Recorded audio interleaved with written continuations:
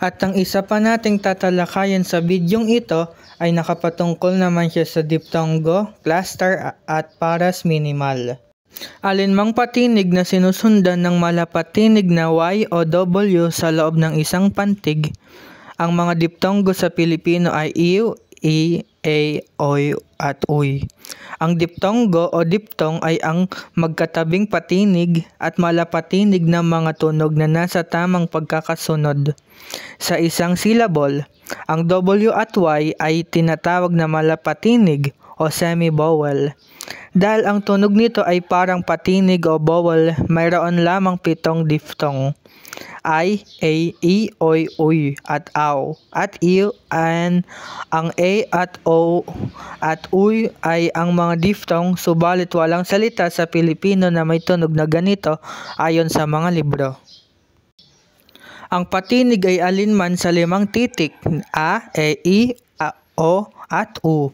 Ang diptongo ay ang tunog na nabubuo sa pagsasama-sama ng alinman sa 5 patinig. At ang titik W o Y, ang diptongo ay alinman sa mga tunog na aw, I, A, E, oy, o, uy sa isang patinig ng salita. Halimbawa nito ay AW, agaw, bangaw, dalaw, gaslaw.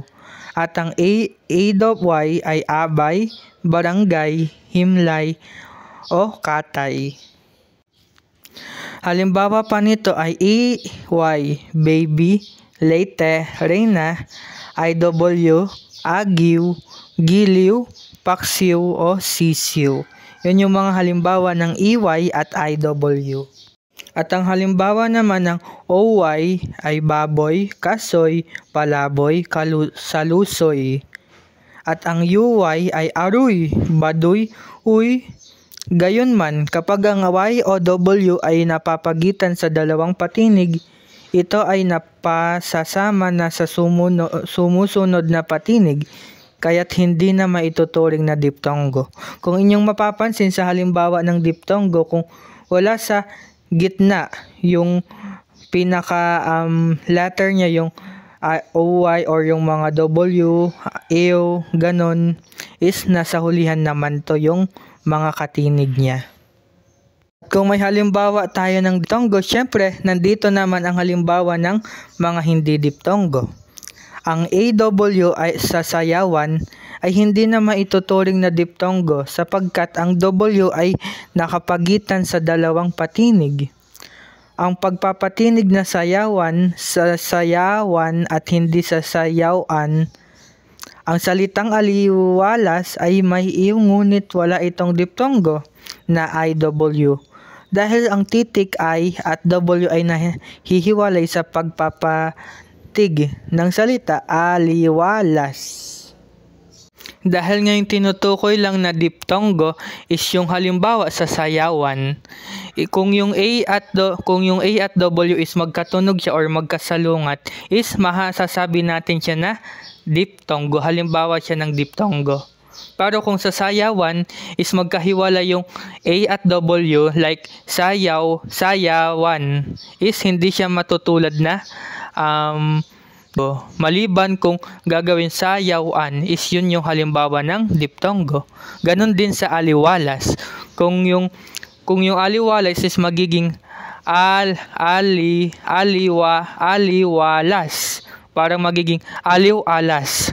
Yun yung matatawag na diptongo, aliw-alas. Pero dahil nga hindi siya diptongo, matatawag siya na aliwalas. Kaya siya hindi naging diptongo kasi hindi magkasalungat yung I at W sa gitna. At ito namang susunod nating ang tinatawag na cluster o ito yung kambal katinig. Magkakabit na 2 magkakaibang katinig sa isang patinig. Ang cluster ay maaaring matagpuan sa unahan o inisyal at sa hulihan o pinal na posisyon ng salita. Halimbawa, cluster, trabaho, plano, braso, trangkaso, cluster, practice. Cluster sa hulihan, ito naman yung sa card, nurse, relax. Ang cluster ay ang dalawa o higit pang magkakatabing katinig sa loob ng isang salita. Katulad dito sa kambal katinig. Sa Tagalog na mula sa mga salitang kambal o dalawa at katinig o consonant, subalit tanging yung dalawang magkatabing katinig sa isang pantig o syllable lamang ang ikino-consider na ganito. Walang higit sa 3 magkakatabing consonant sa isang syllable na sa Tagalog.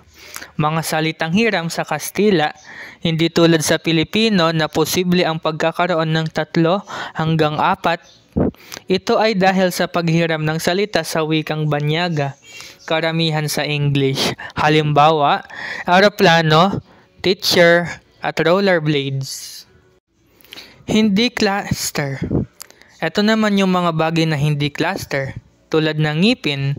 Ang nang ikino-consider na sa isang letra sa Tagalog, maging sa Pilipino, ay saging. Mapapansin kapag ang isang cluster ay nagkakaroon ng singit sa pantinig, nagkakaroon na ng 2 pantig. Kaya't ito'y hindi na maituturing na cluster. Isa sa halimbawa nito yung kwarto, mali. Kwarto, tama. Piano, mali. Piano, tama. Noong unang panahon ay wala pang cluster sa mga salitang Tagalog. Ngunit nang sakupin tayo ng mga Kastila, pumasok ang mga salitang hiram na nagtataglay ng cluster. Dahil dito, nagkaroon ng ilang di pagkakasundo sa pagsulat ng mga salitang may cluster. Ang iba ay naglalagay ng patinig sa pagitan ng 2 katin ID na bumubuo ng cluster. Ang iba naman ay hindi nagsisingit ng patinig. Ito pa ang ilang mga halimbawa ng cluster tulad ng tuwalya, tuwalya, sweldo, suweldo, duwende, duwende, guwapo, guwapo, at janitor, dianitor. At panghuli, ito naman ang pares minimal.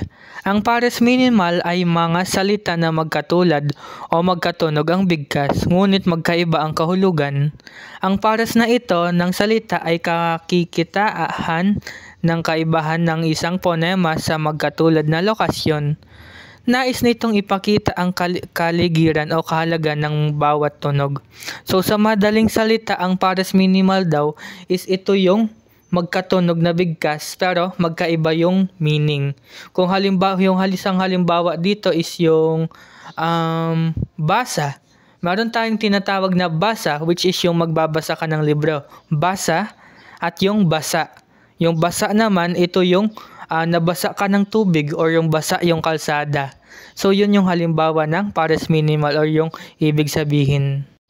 Isa pang halimbawa ng pares minimal ay ang pala, bala. Upo, upo. Diles, riles. Oso, uso. At hanggang dito lamang po nagtatapos ang ating video sa araw na ito. And sana marami kayong mga natutunan sa lahat ng mga nanonood. At maraming salamat. Hanggang sa susunod muli. Paalam!